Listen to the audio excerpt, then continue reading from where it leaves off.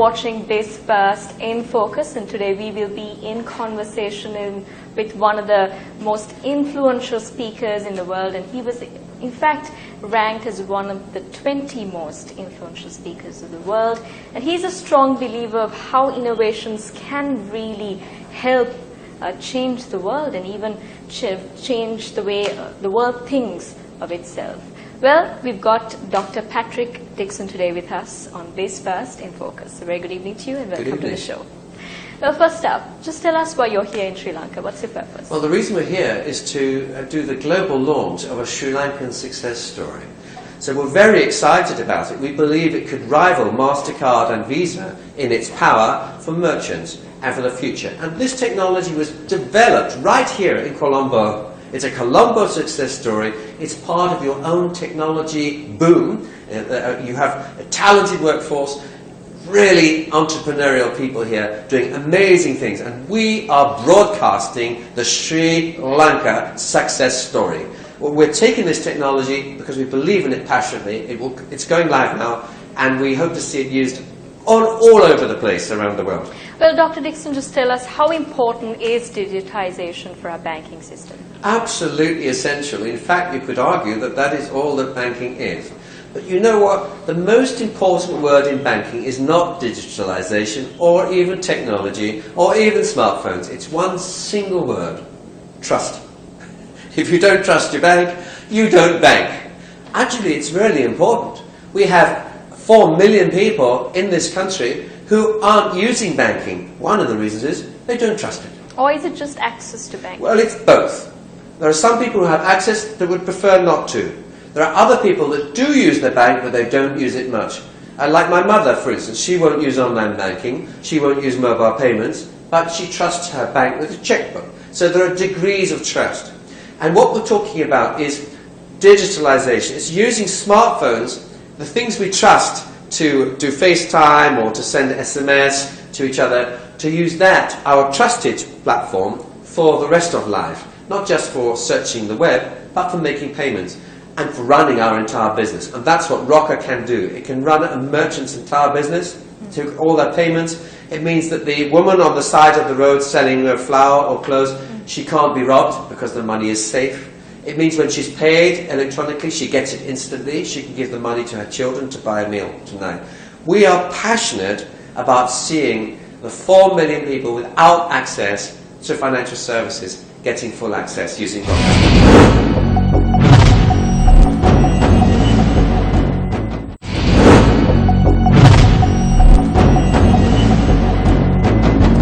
Well, Dr. Dixon, you've explicitly spoken about how important it is for businesses to really take hold of their future.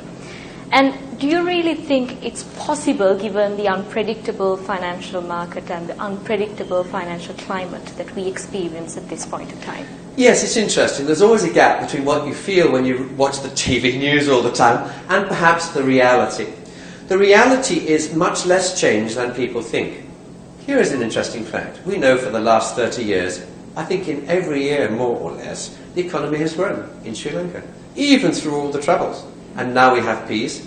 Actually, we're in a very secure place where people are investing from outside. They're seeing Sri Lanka has a secure and stable government, a beautiful country, a fantastically well-educated workforce, a very pleasant way of life, lots of entrepreneurial people.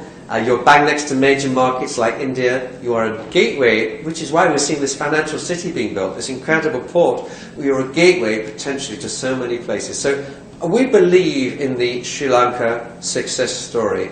And I believe that the future can be predicted. Let me explain why. Okay, a tsunami can come from nowhere.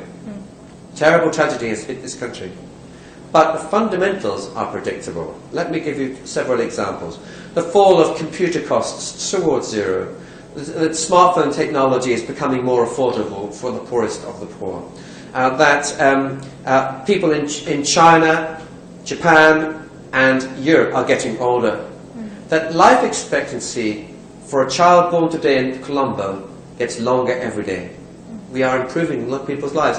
These are fundamental trends. That globalization is continuing, and so on. That mechanization and computerization give us more efficiencies. that we will continue to see huge investments by big countries like India and China into places like Colombo to build more ports and airports and shopping malls and things like that. These are fundamental long-term trends. 1 billion children are alive today. All of them will be adults soon. Many of them live in this region. We will see more people move to cities in the next 30 years than ever in history. We will see more money spent on infrastructure globally to build these cities than ever in all of previous human history, just in the next 30 years. These are predictable trends. These are the basis of government policy and planning here in Colombo and of entrepreneurs making money. But is Sri Lanka really reaping the benefits of being a natural hub? It hasn't for so long. Will it now? Well, Sri Lanka is a small country. We have 20 million people compared to over 1 billion people in your nearest neighbour, India. So it is a little, perhaps, difficult to see that Sri Lanka becomes the centre of the entire universe. But what I would say is this, from my experience. Sri Lanka is an undiscovered gem. An undiscovered gem. You see this in tourism. You have some of the best beaches and hotels and tourism in the world. I have experienced it myself just in the last 2 or 3 days. Wonderful. I would say there are generations that will come who have never heard of Sri Lanka for tourism. They will come in future. But not just tourism, banking, financial services, insurance. You have a hub. You have a reputation for accounting services, for instance. It's been here for a generation. Here we are. London. My home is London. London is the financial technology capital of the world. But we have flown from London to Sri Lanka to launch a Sri Lankan technology company. Why? Because it is one of the most exciting financial technology companies we've seen anywhere in the world. But just talk about manufacturing, how exactly skilled labour is important, especially in this point of time. Is Sri Lanka heading in the right direction? Yes, I mean, one of the advantages you have is that your costs for some manufacturing are cheaper than India. You know, there are some jobs where you go to India, you have to pay twice the price.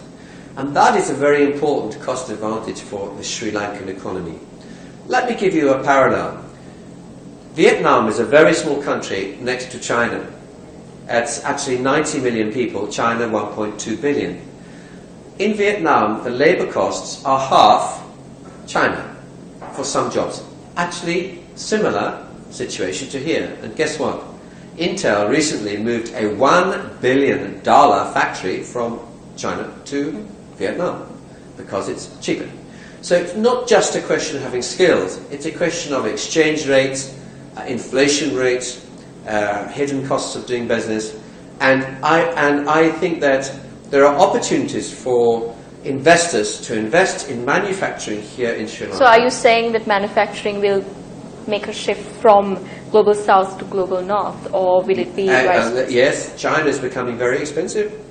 I think Sri Lanka has the opportunity to win some manufacturing from China, actually. So has Sri Lanka really had an economic policy in order to capitalize on this, especially given the time where we can really capitalize on skilled labour and manufacturing? Well, we've had meetings just today with government departments whose sole purpose it is to encourage international investment, economic development, stimulation of the economy. So yes, it's absolutely central to government policy. Now, of course, it's not for governments actually to create economic growth. They create the conditions for economic growth. Economic growth will come from companies like Rocker, highly innovative groups of people, entrepreneurs, corner traders who buy a small shop and then another shop, then another, then a chain. People who make a fantastic product. They sell it in Sri Lanka, then they sell it in India, then Vietnam, then Cambodia. This is the future of the country. It is 100,000 new innovations coming to market from the genius of people here. It's the scaling up of the workforce to develop these successes in a framework which is supportive from the government. At the end of the day, it's the government that designs policies and regulations, and there are red tapes and bureaucracies. It's very tough to really do trade with a country, do business with a country, especially when it comes to paperwork. Well, we haven't found it too difficult. So well, Sri Lanka is now maybe we've been lucky. But our experience so far has been that this has been a delightful country to do business with. We find a community that it's a small country, so actually at the most senior level, everyone knows everyone. They all went to each other's weddings and things like that. You know, there's communities who trust each other, who do business very well, and things happen with extraordinary speed. You talk about red tape. Of course, I can be very rude about my own country, say, oh, you come to London, it's awful, there's traffic, there's pollution and things. But sometimes we miss what is staring anyone else in the face. I'm a futurist. I see global trends. I tell you, I travel in over 50 countries. I come here, I would say, this is one of the most agile countries I've ever been in terms of getting things done quickly. I have rarely been in such a place where complicated meetings involving large numbers of people can be set up in less than a week. In India, take 3 weeks. In my country, 3 months. So in what takes London 3 months to even get people together, in Sri Lanka, it's sorted very quickly. But entrepreneurs lament, especially in Sri Lanka, and local entrepreneurs really charge that governments do not have a proper structure in place. Getting an IP is very tough, as in getting an IP license is difficult in Sri Lanka, so they might as well just pursue on getting an international license for it. So given that there is red tape, that is reality, you think government should really think about loosening things up for the government's always under pressure to do everything, and another one is capital exchange controls and whether Sri Lankans are allowed to invest more than $100,000 a year or as a company, or 100, I think whatever the limit is for a lifetime for an individual. We can always look at pieces of red tape, and it is true that it is the role of government to work in partnership with business, and it's the role of business to explain clearly to government what can be done. It's so easy to complain. I promise you it's difficult to be a government minister. What is the perfect solution is when you have a conversation together, and business and government working in partnership together to make things easy. Now it's true, the most basic requirement is for a young entrepreneur to be able to start a new company and register it quickly. In the UK, it's going to cost me $20. I can do it online in 12 hours. Now, in Sri Lanka, I guess it will take me a bit longer.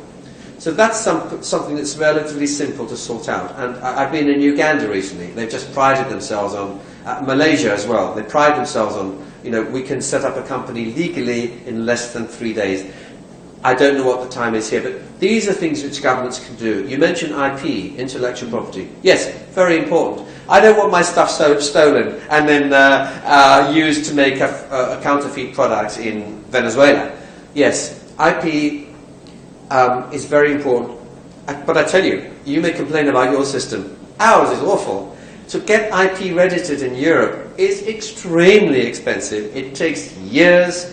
It's inefficient, and I was talking to the European Patent Office just recently, helping them to get their house in order.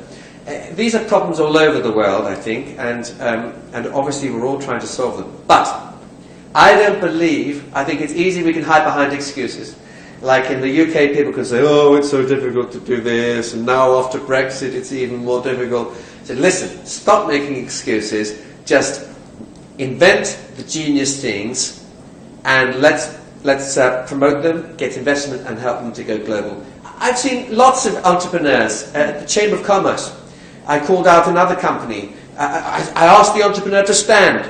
I said, you're a fantastic company. Young entrepreneur, he starts a mobile app, which means that if you're sick, you can find a doctor in Colombo in less than 5 minutes and book a hospital appointment and know what it will cost.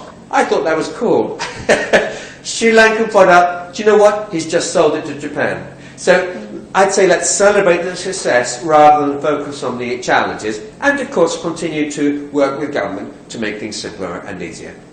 Well, trading blocks, it seems very important, especially the fall of Britain from the European Union. It really plays a huge role, not only in the European market, but in the global market itself, especially given that for Sri Lanka, we are the biggest tea exports for the UK.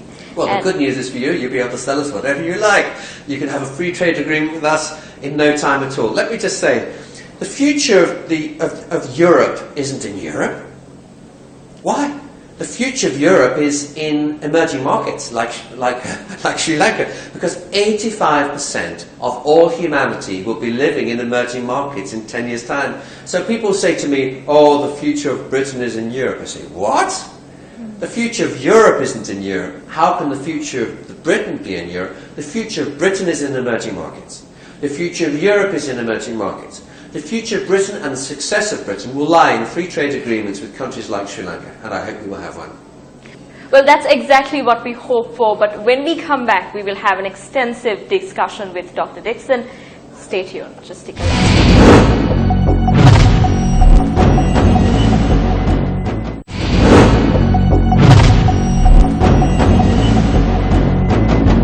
Welcome back. You are watching This First in Focus. I'm Stephanie Lazarus, and in conversation with me is Dr. Dixon. Well, you're a futurist. You can very well predict the future, especially of the economy. Well, I'm not sure about that. I've been fortunate to be able to be proven by history to be right. You see, the future becomes history quite quickly. So, and people judge Have you. there any predictions come true in the future? Oh yes, lots and lots. If you want to see them, look at my website, globalchange.com. So do you predict another financial crisis in the country? Well, yes, of course, because there's always a financial crisis, and there's always booms, and there's always busts. So, actually, you will always be right if you say our world will one day have a big boom, and you say, and it will be followed eventually by another big bust, with some wiggles in between, and you will always be correct. How long will it take for the economy to recover from this one? It's difficult to say. One thing one can say is this, that there continue to be all kinds of vulnerabilities in the global system. But here's the interesting thing. We can sometimes exaggerate the crisis. Here's the truth. If you look back at global economic growth for the last 20 to 30 years, you will not find more than about 6 to 8 weeks in all of that period when the global economy actually stopped growing. That is the truth. Oh yes, there was a little downturn, but actually if you look at month by month, it soon bounced back. And the reason why was countries like Sri Lanka. Because the fact is that the emerging markets continued to motor ahead. I could show you graphs for countries from Vietnam to Indonesia, through to Tanzania, Uganda and Nigeria. Will you spot the global economic crisis in their data? Hardly. Oh yes, it's true, the British complain like crazy. But you know, even our economy didn't really stop for very long. And I know we had to do a lot in terms of public borrowing and printing of money and things, and the same with the US. So, you know, my country has almost zero unemployment now. We're down at 5%. And yet people say, oh, we're still in the middle of the global crisis. See? Really? I'll tell you something else too. If you look at the balance sheets of the top companies in the world, did you know that Japanese companies alone are sitting on cash in their bank accounts of over 2.3 trillion US dollars? Now, you think, oh, you know, corporates have had such a hammering the last 10 years. They have not. So the companies have done rather well. Actually, economic growth has continued in most of the world, relatively unaffected. Even in developed countries like the UK, we're nearly at full employment. It's difficult to get less than 5% unemployed. So I just say, let's look a little bit beyond the hype headlines and consider what is actually happening. And what is actually happening is that we have, every year, the size of the emerging middle class in a country like Sri Lanka is growing. Well, is it because European countries or even developed countries are right in the forefront of development and we're still obsessed with what they're doing, but quite frankly, who lives in developed countries anymore? You know, in Germany, you need 8 great-grandparents to produce a single great-grandchild. Did you know that? Why? Because people have stopped making babies. It's an elderly country. In Japan, in Italy, in the next 10 years, there will be more than 1 million people, it's a small country, and more than 1 million over the age of 90.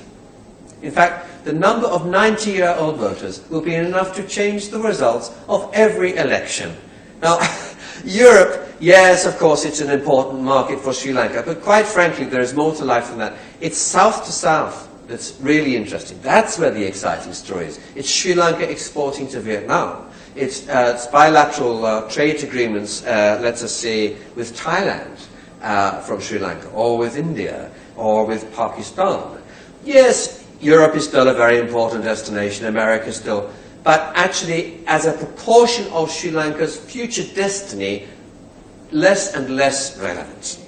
Well, let's just wrap things up. Before we wrap it up, let's just talk about trading blocks and how important it is for emerging markets to really have trade with other countries. And especially now Sri Lanka is heading into a new direction. We are going into BRICS, and we would even make a bid for ASEAN. That's something somewhere in the future, somewhere in the pipeline. But do you really think that trading blocks and emerging markets should strike deals with other countries out of their region? I think it's the larger you are, the less you need it. Quite frankly, India doesn't need a trading bloc. It is a trading bloc of its own. I often say to people, don't think of India as one country. It is many countries. They have their own internal taxations in individual states. So it is a coalition of individual states. It is the mother of all trading blocs, okay, as one country. But for this country, with only 20 million people, it is absolutely vital to get scale that you have other countries where you can trade without having to be taxed across borders. I remember talking recently to the former president of the Council, the European Council, and he grew up in Belgium. And he was saying, you know, the reason why I'm passionate about Europe is not just because my country was run over twice in a world war, and I see the European Union about peace, but also because my country is so small. He says, Belgium. He says, who's heard of Belgium? We have so few people. We have to have ourselves inside a larger trading community in order to be able to give scale to our manufacturers and our agricultural producers and things. So I think it's especially important for Sri Lanka to fight for the right trading blocs, not with every country, but the right trading blocs under the right terms. Yes, you mentioned ASEAN and things like that. These are vital, I believe, to the future prosperity of this country. Well, it was a wonderful conversation with you, Dr. Dixon. Thank you very much for joining us. Thank you very much for joining us too. You can post us your questions and we can answer you by simply mailing us to Newsfirst.lk. It can be questions, it can be ideas, anything you want. You can send us all what you have been waiting to ask for a long time by simply logging on to our website www.newsfirst.lk. I'm Stephanie Lalajus. Watch us again next week. We will have a new conversation, more insights. And this is Biz First in Focus.